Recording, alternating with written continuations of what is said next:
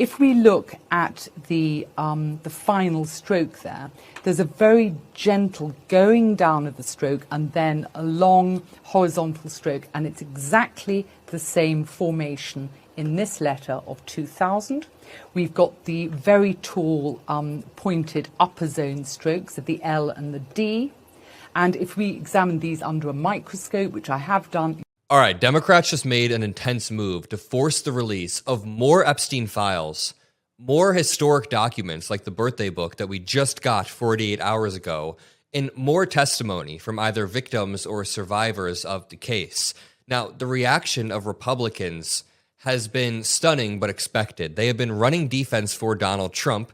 They have been saying they don't think it's his signature, it's fake news. One MAGA congressman even says he's never even seen it. And when Manu Raju tries to show it to him, he says, I don't want to see it. So these people are like burying their heads in the sand, but quite literally trying to blind themselves by burying their heads in the sand. It's not even a metaphor anymore. These people want to be willfully blind. And as this is happening, Chuck Schumer, who I have many criticisms of, he just filed an amendment to the NDAA that would force the release of the Epstein files. He then made a procedural maneuver on the floor that will force a Senate vote on the amendment. So at the very least, Republicans have to once again go on record and try to block more documents like that birthday book from coming out that was sent to the Epstein state, from the Epstein state, then released by Congress. Now, Republicans are trying to block that because they don't know how to handle the evidence that has already come out. We'll talk about the Democrats' move in just one moment. We'll talk about a handwriting expert who has debunked the Republican lie. But let's start with how MAGA Republicans are reacting to this. Remember, none of them know what to say. They just say it's a hoax. One dude says he doesn't even want to see the letter. He's like, please do not show it to me. The president says he did not sign it, so I take the president at his word. I trust what the president said, and the Oversight Committee is looking into it. Mr. Speaker, do you think the Trump birthday note to Epstein is real? I don't. They say it's not. It's been there for 4 years, and now it's just come out. I just don't. So you think really someone might have just forged this somehow? Yeah, I mean, somehow it's so easy to do. I just don't buy any of it right now. Have you seen that letter? I've not, but I would love to see it like matched with his handwriting. Yeah, it just seems really wild. Yeah, I don't want to see it. This dude just said, I don't want to see it. He's willfully burying his head in the sand. And when Burchett says that Biden was sitting on this letter for 4 years, he wasn't. This was sent by the Epstein estate. This was from Jeffrey Epstein's own estate. And Congress was able to release it, no thanks to Republicans, except for a few, like Thomas Massie, and even Marjorie Taylor Greene has been on the side of the survivors. But in this clip, Donald Trump talks about his signature, and he denies it. Then I want to play you this signature expert debunking what he says. You signed the Jeffrey Epstein birthday letter. It's not my signature, and it's not the way I speak. And anybody that's covered me for a long time know that's not my language. It's nonsense. And frankly, you're wasting your time. All you do is trying to get off the great success of D.C. and about 200 other things we've done that are so successful. This is a great, great success, and we have so many. I don't think any president in their first 8 months has had anywhere near the success that we've had.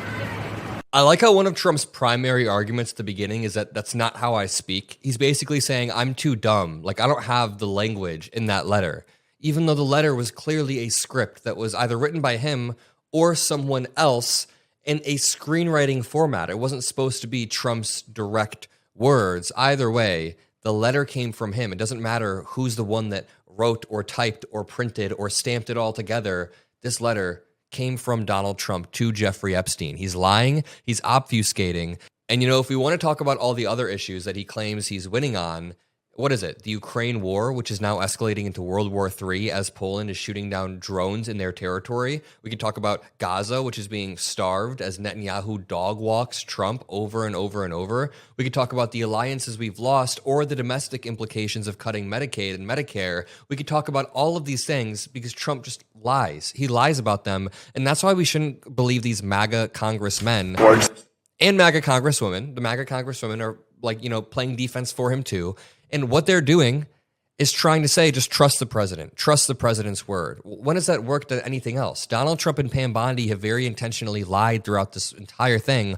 So why would we trust them? Signature on Epstein card, absolutely Trump, according to a handwriting expert. Yeah, no shit, it's going to be Trump. He sent this letter because he was friends with Epstein. In my professional opinion, the chances of this not being his signature are too minuscule to talk about. The signature that came up last night purported to be Donald Trump. I can absolutely say it is Donald Trump, but it's very much the signature that Donald Trump had in the early 2000s as opposed to his signature now, because it's changed really quite a lot since he's become president. That's actually something I pointed out in videos. When he's become president, or since he's become president, it's become more mechanical and just and easy because he has to sign off on so much stuff. This was a different signature that can be matched, signatures at that very time frame. We can compare it. This was purported to have been written in 2003, I believe, and this is 2000, so it's only 3 years apart, so it's relatively recent.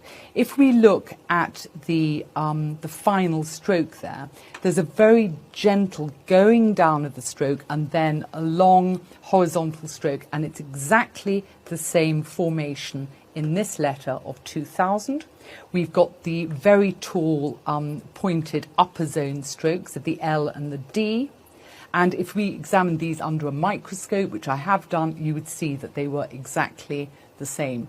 And the idea that it could be forged would be almost impossible. When I'm analysing somebody's handwriting, somebody's signature, the whole text, it's how they are at that time. It's, if you like, a snapshot of the personality in time. And we do change over time. Sometimes we change in minuscule ways. Even during the day, we can feel more tired or more upset about something, and I can see minor changes in the handwriting.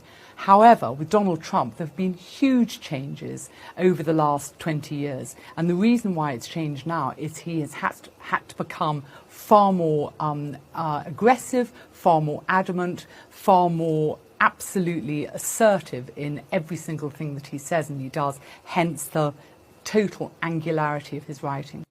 It's incredibly interesting to see all the signatures from the early 2000s lined up side by side. I'm no handwriting expert, but you could see at one point, like, yeah, these are the exact same signatures, of course. This brings me back to Chuck Schumer filing an amendment to the NDAA that would force the release of the Epstein files. He made a procedural maneuver on the floor that would force a Senate vote on the amendment as well, which at the very least gets Republicans on the record saying they don't want any more evidence like this book released.